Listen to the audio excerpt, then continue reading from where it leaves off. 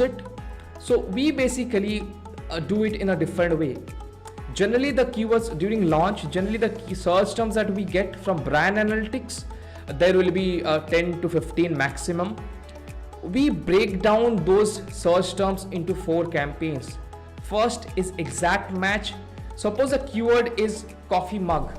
So for coffee mug, the first campaign will be exact coffee mug, top of the search.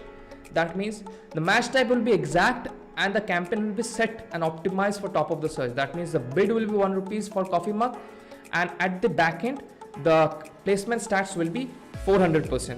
We are going to increase slowly if we do not see any impression. The second campaign will be similar, exact coffee mug but product page placements, okay, where we have to change the product page placement stats from 0 to either 400, 500 and keep the top of the search 0. The next will be phrase. We don't run broad on search terms. You need to run broad on keywords, not search terms, because search terms are already proven. Then phrase, we have to create 2 campaigns. One will be optimized for top of the search. The second will be for product page. Now this is how we created during launch. We create like 200 to 300 campaigns during launch.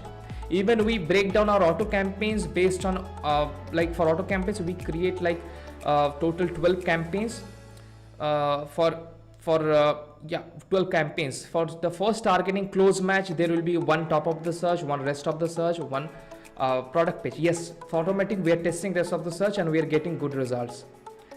And for loose match also 3 campaigns, for compliments also 3 campaigns, for substitute also 3 campaigns. So that totals 12 campaigns for automatic campaigns.